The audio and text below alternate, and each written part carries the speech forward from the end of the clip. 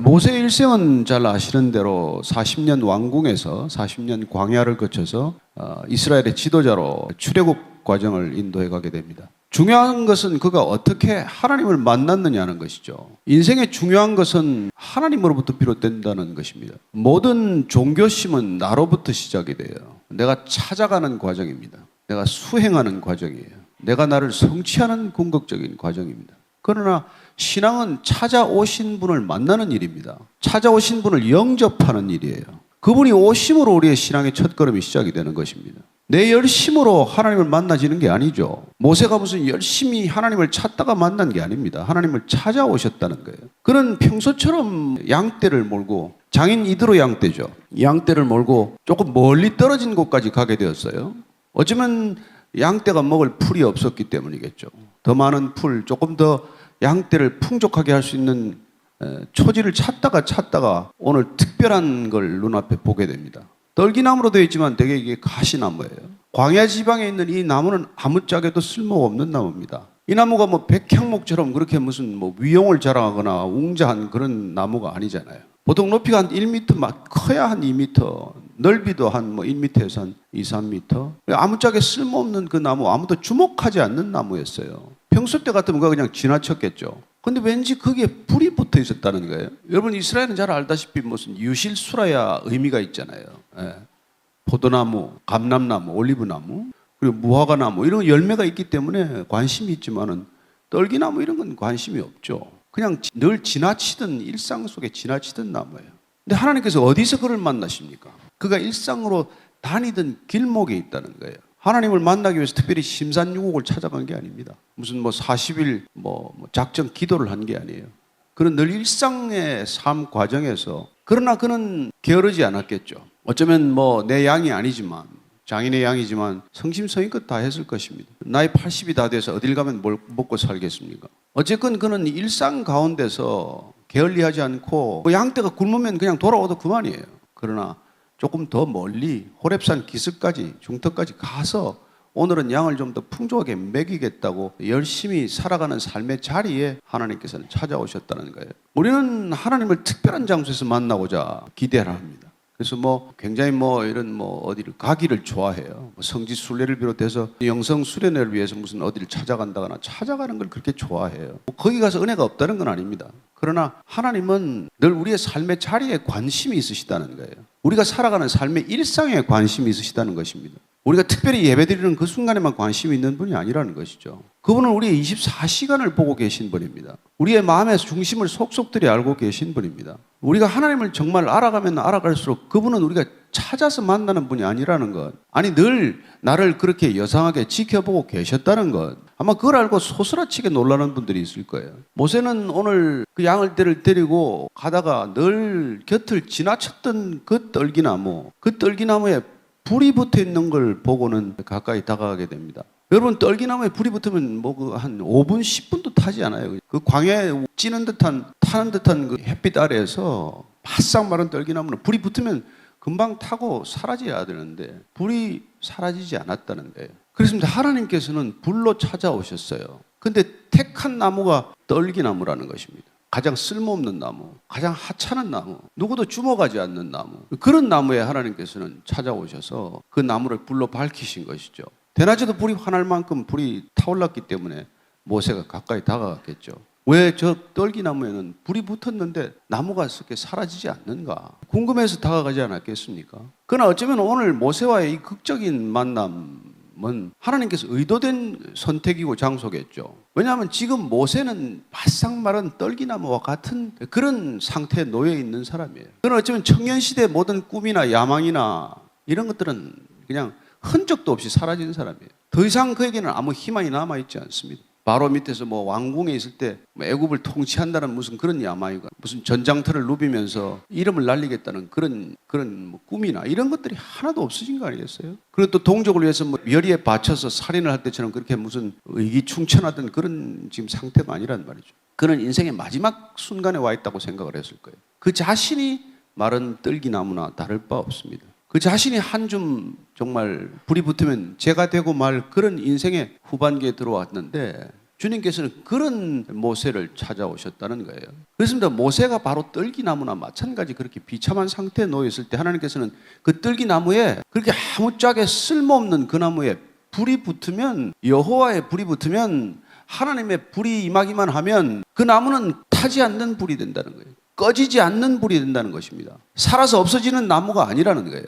저는 여러분들이 이 그림을 한번 머릿속에 우리 총일 한번 생각해 보기를 바랍니다. 그려보기를 바랍니다. 아무짝에 쓸모없는 그 가시나무에 불이 붙어서 그 불이 꺼지지 않는 불이 되어서 가시나무를 태우지 않고 가시나무와 함께 불타고 있는 그 모습이 얼마나 이해할 수 없는 모습입니까? 타서 없어져야 되는데, 타서 사라져야 되는데, 마땅히 사라져야 할 존재인데 사라지지 않는 존재가 된다는 거예요.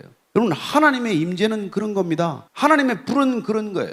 여러분이 하나님의 불을 받기만 하면 그 불은 꺼지지 않는 불 아니겠어요? 하나님이 여러분 가슴속에 깊은 열정을 심었다면 그 열정이 사그라들겠습니까? 줄어들겠습니까?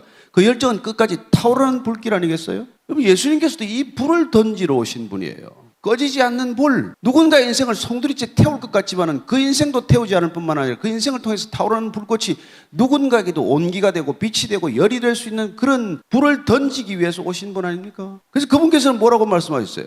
나는 이 땅에 불을 던지러 왔노니 불이 붙으면 내가 무엇을 더 하겠냐? 그래서 예수님께서 말씀하셨던 그 불이 여러분에게 임하면 여러분에게 뭘 더 할 수 있겠어요? 그 불이 불타오르는데 더 뭐 할 게 뭐가 있겠어요?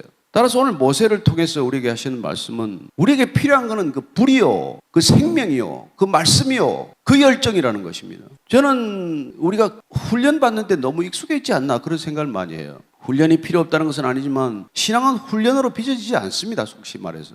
훈련을 많이 받으면 사람이 독해져요. 여러분, 새 생명이 잉태되는 게 우리 그리스도인 아닙니까? 여러분, 생명이 잉태되는 게 우리의 신앙이지 무슨 영적 근육이 생기고 무슨 우락부락해져서 누구도 넘보지 못할 그런 강한 이미지의 군사가 되는 것, 그게 반드시 신앙의 길은 아니라는 것이죠. 오늘 이 불타오르는 떨기나무를 만났을 때 당연히 끌려가게 되겠죠.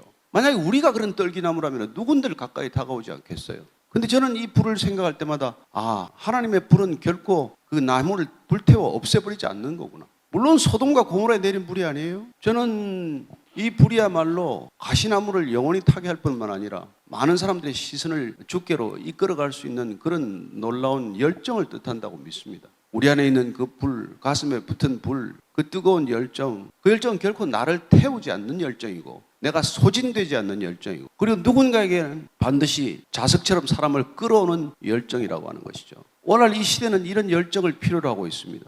어쩌면 이런 열정을 받아들일 수 있는 사람을 찾고 계시겠죠. 우린 늘 새로운 방법이 관심이고 또 다른 방법, 또 다른 어떤 그런 전략, 또 다른 어떤 무슨 접근, 이런 것들에 관심을 갖지 모르겠지만 주님께서는 늘 새로워지고자 하는 사람, 한 사람으로부터 시작하지 않겠습니까? 새로워질 수 있는 사람, 떨기나무를 보면 다가오는 사람, 타지 않는 불을 보면 그 불에 끌려오는 사람, 그리고 그 불로 새로워질 수 있는 사람, 그 한 사람이면 하나님이 일하시는 것은 충분하다는 것이죠. 오늘 이 모세는 그 떨기나무 곁으로 조용히 다가갑니다. 처음에는 궁금증을 가지고 다가갔겠죠. 그러나 어느 정도 다가왔을 때는 떨기나무에서 음성이 들리게 됩니다. 소리가 들리는 것이죠. 그렇습니다. 하나님은 소리예요, 소리. 하나님은 말씀이고 그 말씀은 소리로 다가오는 것이죠. 여러분이 소리야말로 우리 존재의 근원이고 뿌리 아닙니까? 태초에 말씀이 계시니라. 태초에 사운드가 있는 거죠. 그 말씀이 하나님과 함께 계셨으니 그 말씀이 곧 하나님이라고 사도 요한은 선포하고 있지 않습니까? 여러분, 소리가 지나가는 곳에 우리는 생명의 흔적을 보게 됩니다. 어떤 소리가 지나가느냐에 따라서 생명 현상이 나타날 수도 있고, 어떤 소리에 우리가 듣느냐에 따라서는 죽음의 영이 임할 수도 있는 것이죠. 어떤 소리를 듣고 자랐습니까? 태어나면서부터 어떤 소리를 듣고 자랐어요? 어떤 소리가 우리를 관통하고 지나갔습니까? 어떤 소리가 우리 안에 머물러 있습니까? 그런데 로고스는 사운드로부터 시작이 되는 거예요. 아이들이 언제부터 반항하기 시작을 합니까? 귀에 리시버 꽂고 자기 듣고 싶은 소리만 들으면 반항이 시작이 되는 것이죠. 오늘 이 8.15 80주년 되는 날 여러분들이 이렇게 뜨겁게 찬양하는 것을 잠시 지켜보면서 여러분들 안에는 찬양이 뚫고 지나가는 흔적이 있을 거 아니에요. 그냥 입으로 부르고 끝나는 게 아니에요. 그 소리는 우리를 진동케 하고 그 소리는 우리를 다시 한번 거듭나게 하는 소리가 될 줄로 믿습니다. 이런 소리를 듣는 청년과 또 다른 종류의 어떤 음악이나 다른 종류의 어떤 그런 소리를 듣는 사람하고는 같을 수가 없는 것이죠. 그렇습니다. 이 소리가 여러분 영입니다. 이 바람 같은 소리가 영이에요. 그래서 예수님께서는 영이란 뭐라고 말씀하십니까? 내가 내게 이른 말이 곧 영이라고 말씀하십니다. 그분의 말씀이 성령입니다. 성령이 오시면 그분의 말씀이 깨달아집니다. 성령이 오시면 그분의 말씀이 기억납니다. 예수님께서 약속하신 대로. 따라서 여러분들이 어떤 말씀을 듣고 자랐냐, 어떤 말씀이 여러분들을 관통하고 지나갔느냐에 따라서 여러분들의 인격이 형성이 되어 있는 것이죠. 말을 제대로 들었다면, 아니 그 말이 여러분들 안에 머물러 있다면 그 말씀이 곧 여러분의 인격이 되는 것 아닙니까? 그렇습니다. 퍼스널리티는 베르소나에서 나온 단어예요. 퍼스널리티, 인격은 여러분 베르소나, 베르는 through라는 뜻, 통과하다는 뜻입니다. 소나는 사운드죠. 소리가 지나간 게 베르소나예요. 그렇습니다. 그 인격을 위해서 하나님께서는 말씀으로 오시는 것입니다. 그분의 말씀을 들으면 우리는 새로워집니다. 그분의 말씀을 들으면 우리의 영이 살아납니다. 사람은 떡으로만 사는 것이 아니요 하나님의 입에서 나오는 말씀으로 산다고 할 때 그분의 소리를 왜 들어야 합니까? 왜 우리는 성경조차 읽어야 합니까? 내 입을 통해서 내가 듣는 소리지만 그 소리는 하나님의 소리가 될 줄로 믿고 읽으십시오. 소리 내지 않고 묵상으로 읽는 것보다 훨씬 강력하다는 것을 기억하십시오. 어떤 종교인들도 여러분 소리 내지 않는 종교는 없습니다. 그 유교가 됐건 뭐 무슬림이 됐건 왜 그런지 아십니까? 그 소리가 영을 만들기 때문에 그래요. 그 소리에 영이 반응하기 때문에 그렇습니다. 그 영에 따라서 소리가 해석되기 때문에 그래요. 그래서 하나님께서 늘 음성으로 다가오는 것입니다. 말씀으로 다가오는 것입니다. 위경 때도 말씀을 보내주신다고 말씀하십니다. 우리는 위경 때 다른 여러 가지 것들이 필요하겠지만 하나님께서는 우리가 위기를 만나면 말씀으로 다가오시는 것이고 말씀으로 우리에게 길을 내시는 분이십니다. 오늘 모세에게 다가오신 하나님께서는 그러나 중요한 그 말씀을 들려주기 위해서 중요한 전제를 말씀하고 계신 것이죠. 내 발에 신을 벗으라는 것. 내 발에 신을 벗으라는 것입니다. 모세 당시에는 신발 신고 다니는 사람이 많지 않습니다. 그건 왕궁이나 귀족 때나 싫었지만 하인들은, 종들은, 노예들은 전부 맨발이었습니다. 모세는 어쨌든 신을 신고 광야를 걸어 다니는 거예요. 주님께서 신을 벗으라고 말합니다. 내가 서 있는 곳은 거룩하기 때문에 신을 벗으라고 말씀하십니다. 여러분 늘 다니던 길이에요. 일상으로 살아가는 길입니다. 일상에서 보던 늘 눈에 띄던 그런 가시나무예요. 그러나 하나님이 임재하시면, 하나님이 임하시면 그곳은 거룩한 곳이 되는 것이죠. 여러분 성전이나 교회여서 거룩한 것이 아니라 하나님이 계셔서 거룩한 것 아닙니까? 하나님께서 왜 성전을 다 없애셨습니까? 왜 예수님 오셔서 성전을 뒤집어 엎으셨어요? 예루살렘 성전을 뒤집어 엎은 사람이 그 전에는 어디 있었고 그 후에는 어디 있습니까? 왜 그분은 성전을 뒤집어 엎으셨어요? 하나님이 임재하셔야 할 곳, 하나님이 임재한 가운데 모든 성도들이 기도해야 될, 만민이 기도해야 될 그 집을 장사하는 장사치의 소굴로 만들었기 때문에 뒤집어 엎은 것이죠. 하나님의 소리가 들려야 할 곳에 사람의 소리가 난무하고 하나님이 임재하셔야 할 거룩한 곳에 장사하는 무리들이 그걸 차지했기 때문에 예수님께서 다 쓸어버린 것 아닙니까? 더 이상 성전을 두지 않기로 결정하신 이유가 무엇입니까? 하나님의 임재가 없는 성전은 성전이 이미 아니기 때문에. 그래서 주님께서는 그 제자들이 예루살렘 성전을 보고 감탄할 때 뭘 그걸 보고 감탄하니 돌 위에 돌 하나 남기지 않고 다 무너질 것인데 라고 말씀하시지 않았습니까? 그런데 그분은 성전을 무너뜨리기 위해서 오셨습니다. 성전을 아예 없애기 위해서 오셨어요. 주님께서 다가오셔서 그렇게 모세에게 신을 벗으라고 하는 것, 신을 벗어야 우리는 그분께 말씀을 들을 수 있는 것이죠. 계속해서 그분을 만날 수 있는 것이죠. 계속 그분과 함께 동행할 수 있는 것이죠. 내 신을 신고는 못 만납니다. 그 신이란 무엇입니까? 내 정체성이에요. 죄로 얼룩진, 죄로 가득한 그 내 몸뚱아리 그 얹고 다니는 게 신발 아닙니까? 신은 그렇죠. 나라는 존재를 처음부터 끝까지 끌고 다닌 존재죠. 내가 신고 다녔지만 신이 나를 붙들고 다닌 거나 마찬가지죠. 그 나를 내려놓지 않고 그 나를 벗어 던지지 않고 우리는 결코 하나님을 더 이상 만날 수 없는 존재인 것이죠. 우리의 문제는 뭡니까? 신을 벗으라는데 굳이 신은 신고 들어가겠다는 것이죠. 너 자신을 내려놓고 오라는데 꼭 우리는 우리 자신을 붙들고 가는 것이죠. 모든 기도가 나를 붙들고 가는 기도가 무슨 능력이 있겠습니까? 이사야를 통해서 말씀하지 않으셨습니까? 나는 내 기도를 더 이상 듣지 않겠다. 내가 많이 기도할지라도 듣지 않겠다. 재물은 냄새도 맡기 싫다. 하나님이 오죽하시면 재물도 더 가져오지 말라고 그러고 기도도 더 하지 말라고 그러겠어요? 왜 자기 자신을 들고 와서 자기 자신을 가지고 투정하는 기도를 하나님이 왜 들으시겠습니까? 갓난아이입니까? 어린아이입니까? 오늘날 우리 한국 교회는 어떤 기도 때문에 이렇게 기도가 지금 막혀 있습니까? 신을 벗지 않고 기도 드리는 것이죠. 나를 내려놓지 않고 기도하는 것이죠. 끝없이 나를 주장하는 기도를 하는 것이죠. 끝없이 나의 욕망과 소망을 관철시키고자 하는 기도를 드리는 것이죠. 그 기도를 주님께서 들으시겠습니까? 신을 벗으라는데, 너를 버리라는데, 궁극적으로 신을 벗는다는 건 돌이키는 거예요. 회개하는 거예요. 주님의 첫 번째 메시지가 뭡니까? 신을 벗으라고 동일한 메시지입니다. 회개하라, 천국이 가까웠느니라. 지금 모세에게 말씀하는 이 하나님의 음성도 마찬가지예요. 내 신을 벗으라는 것은 내 존재 전체를 내려놓으라는 것이기도 하지만 내 존재로부터 돌아서라는 것입니다. 내가 가던 길로부터 돌이키라는 거예요. 나중에 우리는 여호수아가 또한 군대 장관을, 여호와의 군대 장관을 만났을 때 동일한 음성을 듣게 되는 것을 보게 됩니다. 여호수아서 5장에 보면은 군대 장관을 만나게 됩니다. 여리고성 공략을 앞두고 여호와의 군대 장관을 만나서 다시 그에게, 여호수아에게 명령합니다. 내 발에 신을 벗으라. 여러분, 가나안 전쟁, 여리고 전쟁은 하나님의 전쟁 아닙니까? 사람이 싸워서 이길 수 있는 전쟁이 아니잖아요. 하나님이 싸우셔야 할 전쟁, 하나님이 앞서 싸우실 전쟁, 하나님과 함께 해야 승리가 할 수 있는 그 전쟁에 제일 먼저 해야 될 일을 뭐라고 요구합니까? 여호수아의 신에서, 발에서 신을 벗으라는 거예요. 우리가 보좌 앞으로 나아가는 게 우리의 의지로 나아가집니까? 우리가 결심하고 결단하면 그게 나아갈 수 있는 겁니까? 하나님의 얼굴을 본 자는 살지 못한다고 하셨는데 어떻게 우리는 그분 앞에 나아갈 수 있는 것입니까? 도대체 어떻게 해야 그분에게 우리가 예배를 드릴 수 있는 것입니까? 그렇습니다. 우리는 돌아서야 예배가 시작이 되는 것이죠. 나로부터 돌이켜야, 내가 그토록 추구하고 갈망하고 소원하는 것들로부터 돌아서야. 여러분, 내 소원이 이루어지면 큰일 아닙니까? 여러분들 소원 안 이루어져서 얼마나 다행입니까? 저는 제 소원이 안 이루어져서 참 천만다행이에요. 여러분, 제가 나이 47에 예수님 믿기 전까지 제가 가졌던 버킷리스트가 있을 거 아니에요? 그 선한 게 뭐가 있겠어요? 100가지 버킷리스트 중에 선한 게 뭐가 있겠습니까? 다 육신의 정욕과 안목의 정욕과 이 생의 자랑에 관한 것이 내 버킷리스트였는데 그게 다 아버지께로부터 온 것이 아니요 세상으로부터 온 것이라. 이루어지면 이루어질수록 목마른 것 아닙니까? 가져지면 가질수록 허망한 거 아니에요? 그런 것들을 위해서 그렇게 몸부림치고 그렇게 죽기 살기로 애를 쓴 것이죠. 어디 강사로 가면은 전 MBC 무슨 특파원 무슨 부국장 어쩌고 IMBC 사장 그 한 페이지도 A4 용지 한 페이지도 안 되는 그 이력서를 위해서 얼마나 많은 고생을 했는지 여러분 상상이나 하십니까? 여러분, 입사해서 7년 동안 6년 반 동안 새벽 4시에 출근, 새벽 3시 4시에 출근했어요. 퇴근은 새벽 1시 2시예요. 매일 커피를 쏟았습니다.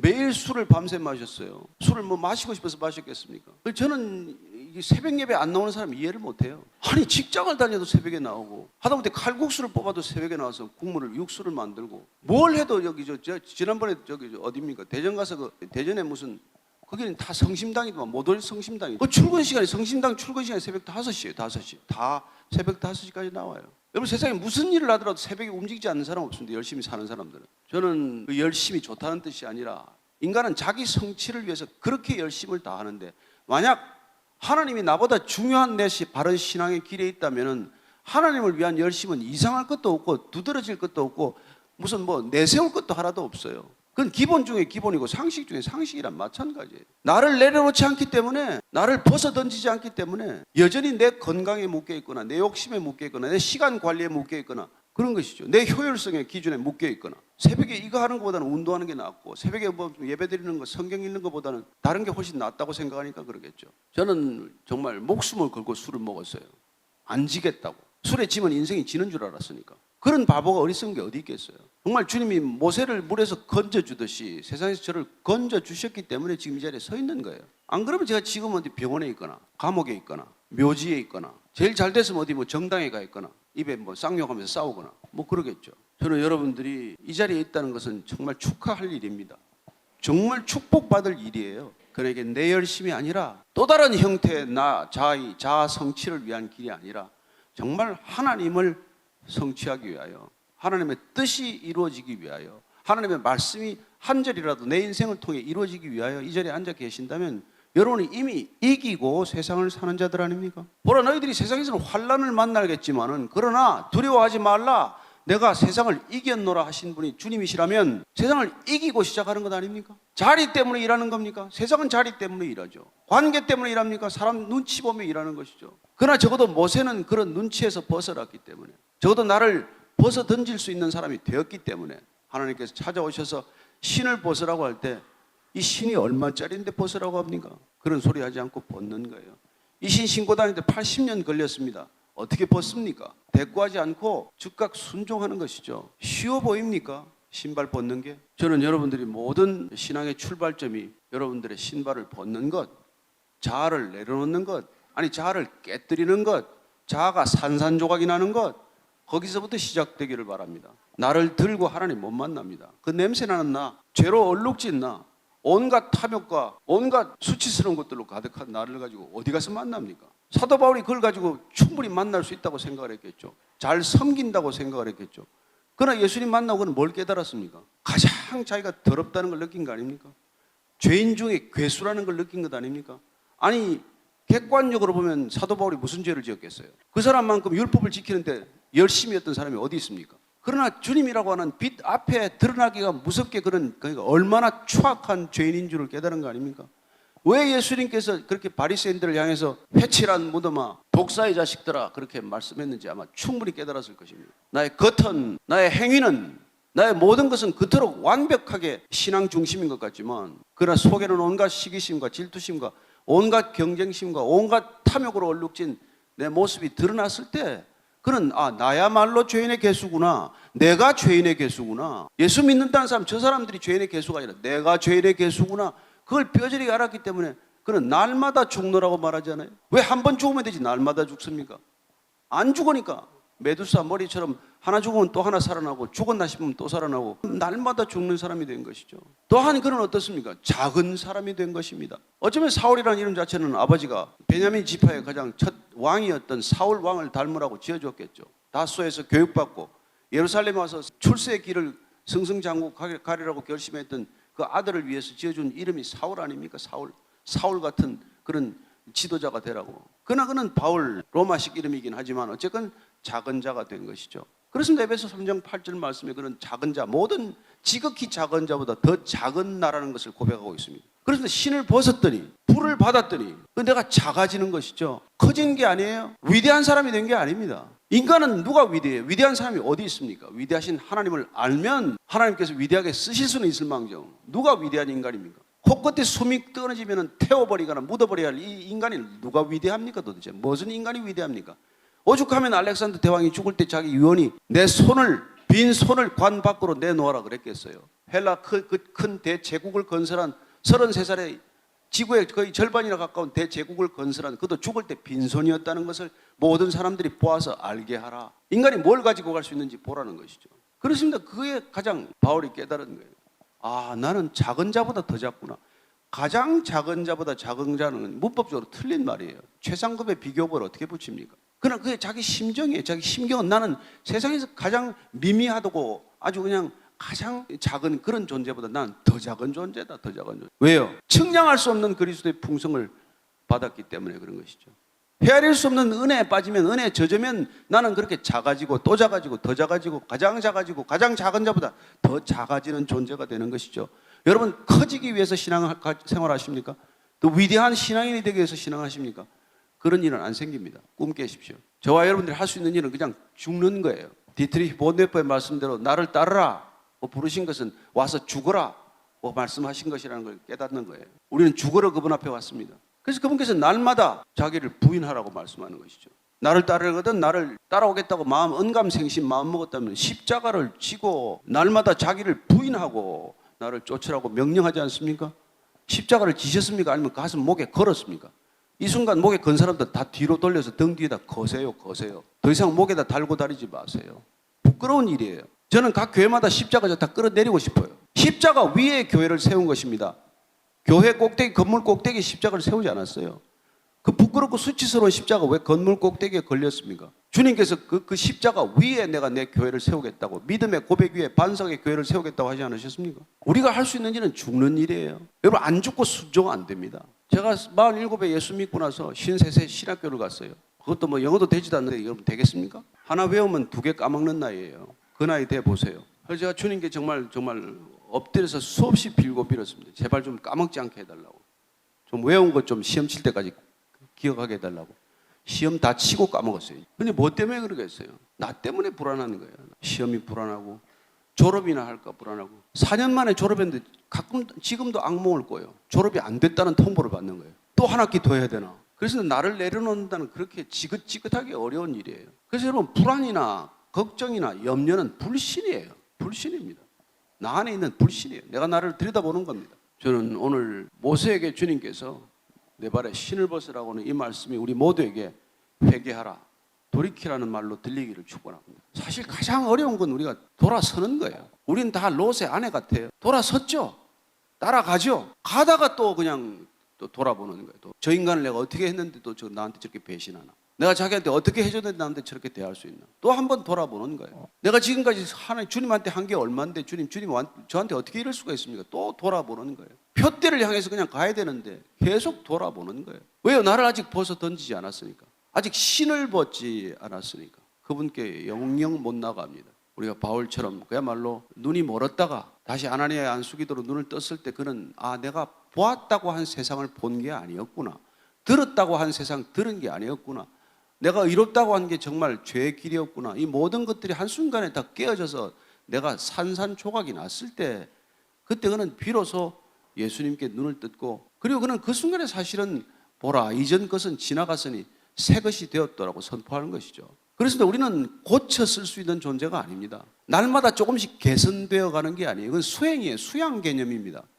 우리는 날마다 조금씩 더 좋아지지 않습니다. 결코 좋아지지 않습니다. 이걸 가지고는. 이게 결코 안 좋아진다는 걸 부인하기 때문에 우리는 위선 덩어리가 되고 마는 것이죠. 신앙생활 10년 하면 조금 더 나아져야 될 것 같고 20년 하면 조금 더 나아져야 될 것 같고 한 4, 50년 하면 위대한 신앙인이 되어야 할 것 같다고 착각하는 것이지 우리는 더 나아지지 않습니다. 여러분 그렇게 나아질 수 있다면 성경은 필요 없는 책입니다. 우리가 지금 모세 시대보다 얼마나 시간이 지났는데 모세보다 더 훌륭한 그런 신앙인이 나와야 되지 않겠습니까? 성경 얘기는 2000년, 3000년 전 얘기지만 오늘 이 시대 그대로 답습되고 되풀이되고 반복되는 얘기들이에요. 사사시대의 인물들이 여러분 우리하고 다를 게 뭐가 있습니까? 살려달라고 부르짖어서 조금 형편이 나아지면 또 옛날 버릇 나오고 또 조금 또 하나님께서 또 조금 도와주고 나면 또 달라지고 그래서 교회 안에만 들어가도 각자 소견에 오른 대로 신앙생활 하는 거예요. 왜요? 각자 자기 신을 고집하고 있으니까. 절대로 신을 벗지 않았는데 신을 벗은 채만 하고 감추고 아니 어쩌면 신발 주머니에다 넣어가지고 들어왔겠죠.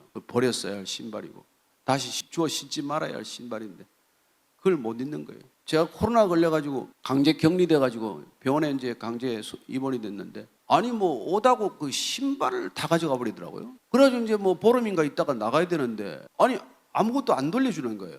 그래서 제일 아까운 게 신발이더라고. 들어가기 전에 새 신발을 하나 샀는데 그걸 신고 들어갔는데 신발 어쩌냐니까 다 태워버렸대요. 아니 그래서 그걸 안 된다고 간호원 보고 득달같이 싸우고 뭐 난리 쳐가지고 찾아보라고 그랬더니 안 태웠더라고. 찾아서 신고 나왔어요. 끝내 내 신발을 찾아서 신는 내 모습을 보면서 야 신발 벗기 어렵구나. 신발에 대한 미련각 그 신발이 뭐 브랜드 신발도 아니에요. 그냥 새로 산 신발이라는 이유 때문에 그걸 못 버리겠더라고. 저는 어쩌면 날마다 죽는다는 게 날마다 우리가 신을 벗어 던지는 것과도 마찬가지라고 생각합니다. 저는 여러분들이 정말 오늘 하루의 신앙이 신앙의 첫날처럼 처음 믿은 신앙처럼 믿으시다가 저녁 때 잠들 때 오늘 신앙이 인생의 마지막 날인 것처럼 눈을 감게 되기를 바랍니다. 실제로 그럴 시간이 다가오고 있지 않습니까? 여러분 지금 조짐이 보통 조짐입니까? 러시아 우크라이나 전쟁은 이렇게 오래 갈 줄 누가 알았습니까? 이 전쟁이 끝이 쉽게 나겠어요? 팔레스타인 전쟁은 지금 소강 상태에 들어갔지만 이스라엘과 이란의 전쟁은 일단락 됐다고 보십니까? 아니면 중동 전쟁은 이제 본격적으로 준비하고 있다고 보세요? 무슨 일로 네타냐후는 제3성전을 발표하고 있습니까? 무슨 일이에요? 여러분 난리에 대한 난리의 소문, 지진에 대한 지진의 소문, 그치지 않는 이 소문들은 예수님께서 바로 말씀하셨던 그 조짐들, 징조들 아닙니까? 그럴 때 우리의 신앙은 어떤 신앙이어야 하느냐는 것이죠.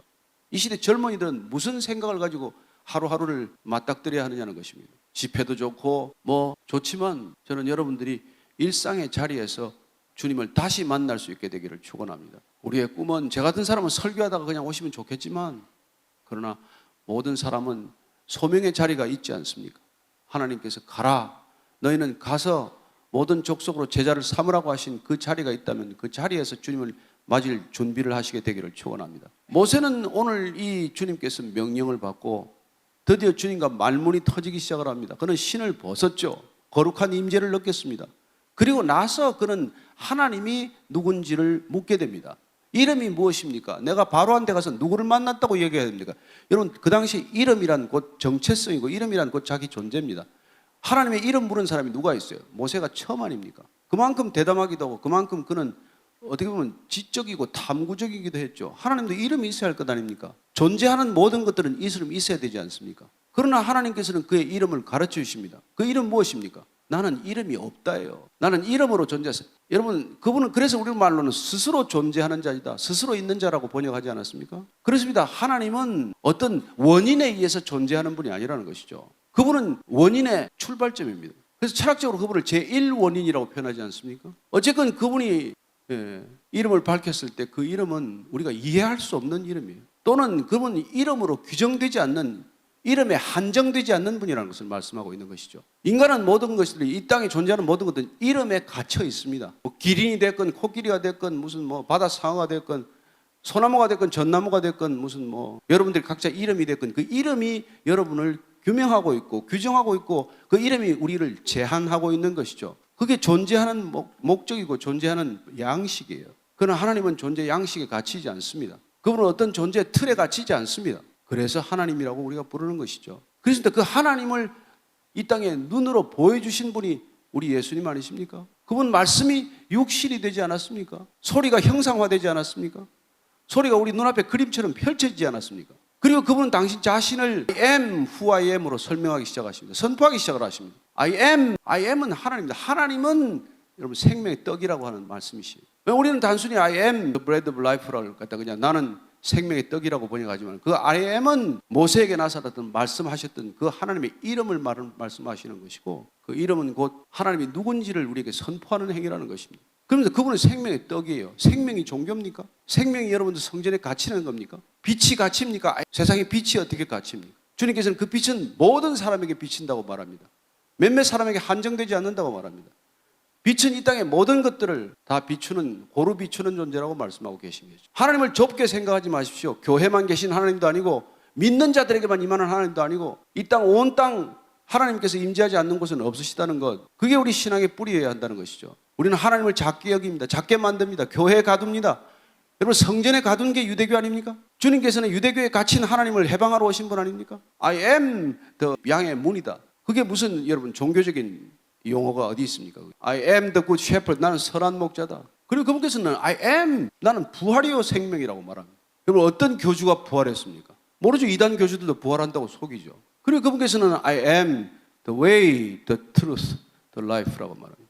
길이요, 진리요, 생명이라고 말합니다. 그분만이 진리라고 말하면 지금 다원주의 사회에서는 목청을 둬두고 어떻게 길이 거기만 길이냐고 말하고 어떻게 진리가 하나냐고 말합니다.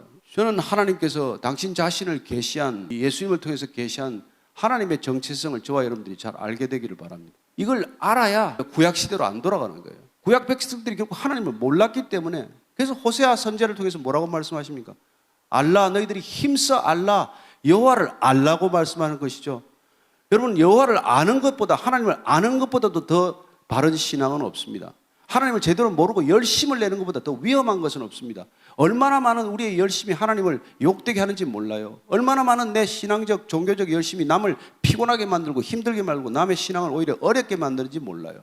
하나님을 알면 그렇게 분주하지 않습니다. 그렇게 욕심 부리지 않아요. 하나님은 할 수 있는 것도 하지 않는 분이십니다. 우리는 하지 못하는 것도 하기 위해서 하나님한테 매달리지만은 하나님께서는 하실 수 있지만은 절제하시는 분이십니다. 성령이 오시면 절제 영이 되는 것이죠. 그래서 그분께서는 아니, 나는 포도나무라고 말해. 너희는 가지다. 아버지는 농부요, 나는 포도나무다. 여러분 포도나무가 무슨 종교입니까? 생명의 나무예요. 우리는 그 가지로 붙어있기만 하면 되는 것입니다. 붙어있는 게 힘듭니까? 비행기 타고 가는 거나 마찬가지. 비행기 안에서 급하다고 뛰어가는 사람이 있습니까? 거기서 내 짐 걱정이 된다고 짐칸에 있는 짐을 가지고 올라서 지고 가는 사람이 있습니까? 다 맡기는 것 아니에요. 주님께서 수고하고 무거운 짐진 자들 왔다 내게로 오라, 내가 너희를 쉬게 하리라 했는데 왜 이렇게 힘들게 만드냐는 말이에요. 무엇 때문에 사람을 오라가라 해가지고 이렇게 힘들게 만드냐고. 안 만났으니까 그렇지, 모르니까 그렇지. 주님이 내 안에 오셔도 모르니까 이렇게 바쁜 거죠. 이렇게 힘들게 만드는 거예요. 저는 여러분들이야말로 이 시대에 가장 강력한 능력을 가지고 있습니다. 안식의 능력이에요. 여러분들만이 진정한 쉼이 가능한 사람 아니에요? 여러분 어떤 세상에 안식이 있습니까? 휴가 가면 안식입니까? 내가 예수 안 믿을 때 휴가만 가면 파경을 맞을 거예요. 직전으로 돌아와. 부부싸움 하다가. 직장 나갈 때는 서로 안 보고 지내다가 이게 휴가를 가면 24시간 같이 보면 못 살겠는 거예요. 돌아올 때는 그냥 우리 그만 살자. 꼭 이렇게 우리 살아야 되나? 휴가만 가면 공포증이 생겨요. 25년 직장 생활 때는 17번 휴가를, 15번 휴가를 반납했습니다. 가면 또 어떤 결과가 나올지 아니까. 여러분 지금은 휴가 안 가도 안식이 있어. 새벽 예배를 계속 나가도 안식이 있어요. 쉼이 있습니다. 왜요? 너는 내게 배우라. 내 짐은 가볍고 내 멍에는 쉽다고 말씀하시는 그분께 배워야지. 저 같은 목사한테 배우면 짐이 더 무거워져요. 더 자주 오라 그래. 우리 같은 사람은 교회를 사랑하는 게 아니라 내 교회를 사랑하는 사람이에요. 아십니까? 내 교회를 우상으로 만들어서 내가 교회주의자가 될 때 큰 병폐가 일어나게 되어 있어요. 우린 다 주님의 교회에 속해야 합니다. 하나님이 아버지인 집에 살아야 하고 예수님이 머리가 되는 교회에 다녀야 되고 성령님이 운행하는 바로 그 교회에 우리는 성도여야 한다는 것입니다. 여러분이 어떤 교회 이름이 있다고 하더라도 그 교회가 여러분의 정체성을 규정하지 않습니다. 여러분이 거기서 무슨 직분을 받았더라도 여러분 직분이 여러분의 신하고 아무 관계가 없습니다. 주님 만나서 여러분들한테 무슨 사역하냐고 하냐고 절대로 묻지 않아요. 한마디 물으실 겁니다. 너 나를 아느냐? 우리가 이 시대를 이기는 힘은 여러분 사역에 있지 않습니다. 우리가 이 시대를 이기는 힘은 어쩌면 성경 공부에 있지도 않아요. 예수님이 12제자 데리고 살아가는 일상의 자리에서 열심히 살던 사람 불러서 그 삶의 포커스를 어디에 둘 건지, 방향성을 어디에 둘 건지 제자들에게 몸소 보게 하시고 3년 뒤에 떠나신 것이죠. 그런데 3년간 같이 먹고 지내다가 3년간 먹고 지내는 그 결과 다 달아나는 걸 보게 하시고 깨닫게 하시고 3년 지나도 아무것도 안 된다는 걸 알게 하시고 그리고 성령이 아니고서는 아무것도 이루어지지 않는다는 것을 깨닫게 한 뒤에 내가 약속한 보혜사 성령을 보내주면 그러면 비로소 너희는 죄에 대하여 의에 대하여 심판에 대하여 알게 될 것이고 내가 너희들에게 한 말을 기억나게 할 것이고 그리고 내가 너희들 내 집에 아버지 집에 거할 곳이 많으니까 내 집에 데려가겠다. 약속하신 그 보혜사 성령, 또 다른 보혜사, 예수님께서 첫 번째 보혜사로 오셨다가 내가 또 다른 보혜사를 보내줄 터인데 그 보혜사가 오면 너희들을 내 아버지 집으로 인도해 드릴 것이다. 그래서 우리가 각자 그런 가이드를 받은 것이죠.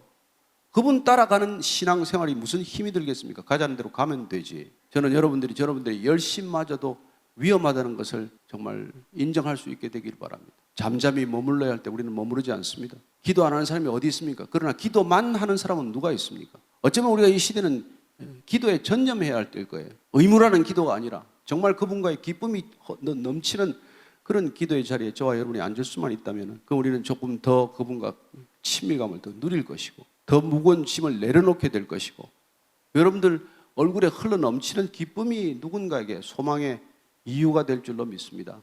이 시대는 여전히 소망이 없습니다.